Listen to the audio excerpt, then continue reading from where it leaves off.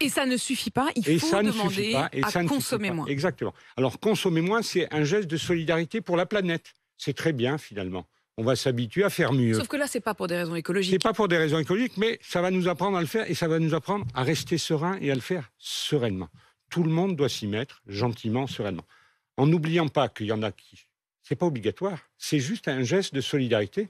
Moi, j'oublie pas. Vous connaissez mon histoire. Je n'oublie pas qu'il y a des gens qui n'y arrivent pas. Jean-François Carenco, vous avez toujours été un préfet dit social, c'est-à-dire celle. Il y a des gens qui n'y arrivent pas. Donc cela, on les a entendus ce matin on leur demande rien. C'est des gens qui, de toute façon, déjà depuis longtemps, ne mettent plus le chauffage. Ne pas leur faire croire qu'on va leur demander quelque chose. Chacun doit y aller. Les administrations, les entreprises et les particuliers qui Quelle est la marge? Qu'est-ce qui reste comme marge dans les entreprises, par exemple? Je veux dire, il reste des marges. Moi, je vois à la Creux, ma boutique, et j'ai dit, bon, maintenant, le chauffage, 19,5. Donc, vous commencez par montrer l'exemple dans vos bureaux. On montre l'exemple. Et le soir, il y a quelqu'un qui passe et qui éteint partout. Éteindre, baisser un peu le chauffage. Rouler moins vite en voiture. Je sais si, de temps en temps, ça m'énerve de rouler à 30. Mais je me dis, peut-être que c'est bien. Tout le monde fait l'effort qu'il peut faire. Pas d'obligation. C'est un geste citoyen et solidaire. Alors maintenant, si on ne le fait pas, qu'est-ce qui se passe? Eh bien, si on ne le fait pas,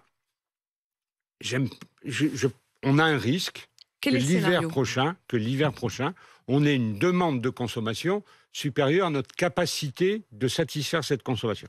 Il y a un organisme qui gère ça, c'est RTE, c'est des gens très bien, c'est eux qui sont responsables de l'équilibrage. Mais ça peut disjoncter, enfin je ne sais pas comment on dit, non, blackout, ça disjonctera on parle d'un blackout? Ça ne disjonctera pas. Au pire du pire, et je n'y crois pas, au pire du pire, on dira, tiens, dans tel endroit, on déleste. Vous savez que ça s'est déjà fait en Bretagne. De temps en temps, on dit on n'y arrive pas en Bretagne. Ils ne voulaient pas d'électricité en Bretagne, pas de moyens de production. C'est un autre sujet. Il faut que nos concitoyens acceptent que s'installent des moyens de production électrique dans leur voisinage. C'est quoi le délestage? Le délestage, c'est on dit on coupe sur un petit bout de territoire où ça ne va pas, on coupe. Ça s'est fait en Bretagne il y a quelques années. On coupe pour une portion de territoire, ça veut dire que tous ceux qui habitent sur ce territoire-là, pendant tant d'heures, pendant tant de... Mais je n'y crois pas parce que effort de production, effort sur la consommation, surtout sérénité. Je veux dire, si j'ai un message, c'est quand c'est la crise, et Dieu sait si j'en ai vécu, on ne prend pas de mesures structurelles en s'énervant.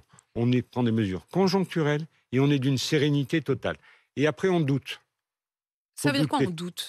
C'est-à-dire que moi, je ne suis jamais sûr d'avoir la vérité, donc il faut partager, il faut discuter. Et c'est ensemble, je reviens à cette équipe de France qui se réunit tous les jours, parce que soit on se téléphone et on se voit toutes les semaines, tous ensemble. On essaye de tracer une voie, de la proposer au gouvernement. En général, il suit, d'ailleurs, il en fait partie. Et voilà, la sérénité.